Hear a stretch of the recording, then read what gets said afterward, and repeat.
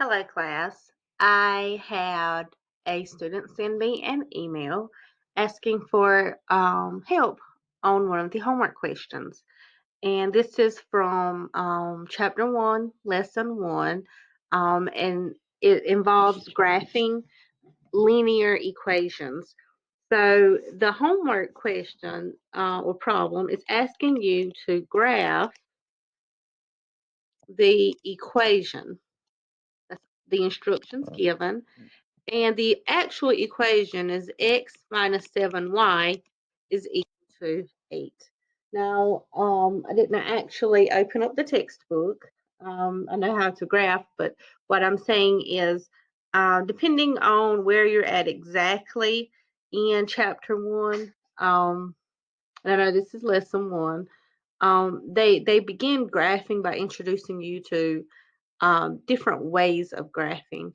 And I'm just going to show you how I typically graph. And sometimes you run into problems and you run into issues. And then we'll talk about how we address those at the end. But what I notice here is that this equation is written in what we call standard form. Now, standard form is when you write, or when a linear equation is written in the form of ax plus by equals c. We do have a minus here. That's just plus a negative 7y. But you can see that it's written in standard form. Now, typically, when we graph linear functions or linear equations, we want to write them in what we call slope intercept form. Now, slope intercept form is when we write, when we manipulate the linear equation so that it's in the form of y equals mx plus b. So why do we call it slope intercept form? It's because you can see that slope very easily. You can pull the slope out. The m is your slope. And if you remember, your slope can be broken down into your rise over your run, right? And then your b, my sloppy handwriting there, that b is what we call your y-intercept. So together, slope-intercept form makes it very easy for you to visualize that linear equation. I know where that line will cross the y-axis, which is that y-intercept. And then I know how steep or how quickly that line changes. Does it have a positive slope? Does it have a negative slope? Is it steep or is it kind of flat? All of that information you can pull from, pull from your slope. So this is why I like to use my slope intercept form. But I think that we're going to run into some problems with that slope intercept form. But let's just bring this down. Let's manipulate this equation. Let's put it into slope intercept form and let's see what happens. So I want to isolate that y, right? So what I'm going to do is let's change the color of my pen. I'm going to move that x across that y equal sign. What I know is that if my x is positive on the left, when I move across that equal sign there, the sign is going to change. Or if you remember when you first started manipulating equations, you have to do the opposite operation to move that variable to the other side. So either way you look at it, I'm going to end up with a negative x on the other side of my equal sign, guys.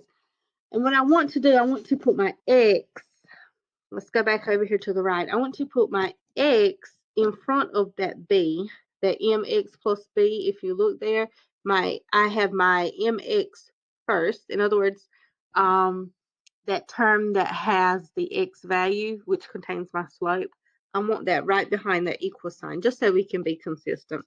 So I have that negative x, and then I have that positive 8, so I'm going to bring down that plus 8. And I'm going to drop down that negative 7y. Now again, I want to isolate that y. That is my goal here. So to isolate that y, again, I need to do the opposite operation here. That is really -7 times y. So the opposite of multiplying here is going to be dividing. So I'm going to divide by a -7 everywhere. And if I do that, that's going to leave me with y is equal to a positive 1/7 x. Now, how did I get that? A negative divided by negative is a positive. And if you remember, there is a coefficient in front of that x there. There is a 1, even though you don't see it. So I do have a -1 divided by -7, which is a positive 1/7. And I just move the x over there to the side. And then a positive 8 divided by a -7 will give you a -8/7. Now, I see the problem here. Okay, what I see is that I have a y-intercept. Let's write this. I don't know what I was going to write here, but I have my y-intercept, which is a -8/7, which is not a whole number. And then my slope is a positive 1/7. And many times that's not going to be a whole number anyway, so that's not the big problem. The big problem is that y-intercept. I want it to be a whole number. In the case of sometimes with your homework, sometimes that y-intercept will be a fraction, and my math lab will break that coordinate plane up so that your units are fractions, right? So it's easy to graph. But this particular problem, this homework problem, when you look at the graph, it's counting by 1. So I can't really plot -8/7 on the y-axis is what I'm trying to get at. So what we need to do is we need to find whole numbers that are on this line so that I can graph this linear function. So what I'm going to do, oh no, I don't want to move anything. So what I want to do, let's slide this down. I am going to make a table. I'm going to choose some x value. Then I'm going to plug it into my equation there. I have 1/7 x minus 8/7. And then when I plug it in, I will get my y value. Now I'm writing this out. You know what? Well, let's write it out. You can do this in your calculator, guys. Let's do this. Let's work this out, but then I'm gonna show you how to do this in your calculator. I'm gonna pretend I don't know anything about this, how to plug in. So I'm just gonna pick random numbers. And we're just gonna plug in and see what happens. So if I use the number 1, 2, 3, 4, 5, 6, 7, and we plug in those values. If I plug in 1/7 x minus 8/7, well, 1/7 or 1 minus 8 will give me a -7/7, which is going to be equal to a -1. Okay. So what do you notice here? I have an ordered pair from the very beginning. I have an ordered pair of 1, -1. I could do the same thing for the number 2. 1/7 times 2 is 2/7. 2 minus 8 is a -6. So that is a -6/7. That is not a whole number. So that's not helping me at all. Let's do the number 3. 3/7 minus 8/7 is a -5/7. Again, that is not a whole number. Guys, you would keep doing this until and I'm going to jump down to the number 8. You have 1/7 times 8 minus 8/7. And the reason I'm jumping is that I know that all of these are going to give me fractions. And I also know that the number 8, if I plug this in, that's going to end up giving me 8/8, which when I subtract 8/8 from 8/7 from 8/7, that's going to give me 0.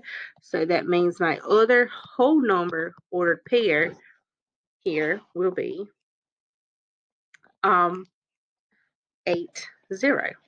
So I wanted to just kind of highlight that for you. So I have 2 points there that I can graph.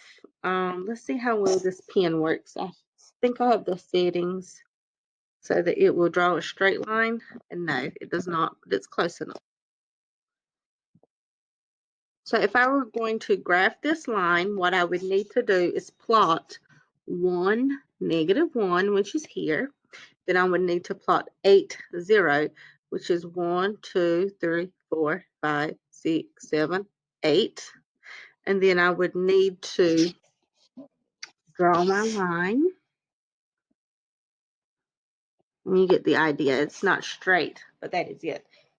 So if I did not have some fancy scientific calculator, that is what I would do. I would do it by hand. But guys, this is what I was going to mention a few minutes earlier to save me some time. If you do have a graphing calculator, or guys, if you have an Android phone, you can use what is called, there is an app for your phone. It's called Wabbit. It is free for Androids. I think you can get it for iPhone, but you have to pay for it. You can use Desmos on your computer. Let's use Desmos since that's free. Well, I can use Desmos and your, I think I have my calculator on here. Give me just a moment.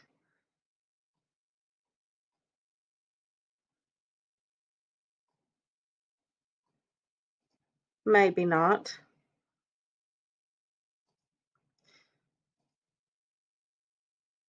Give me just a second.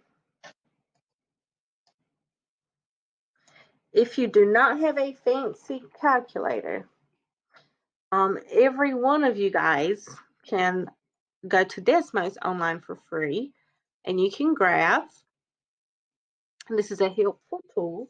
So this is just like a graphing calculator. I think it was a positive 1/7 x minus 8/7.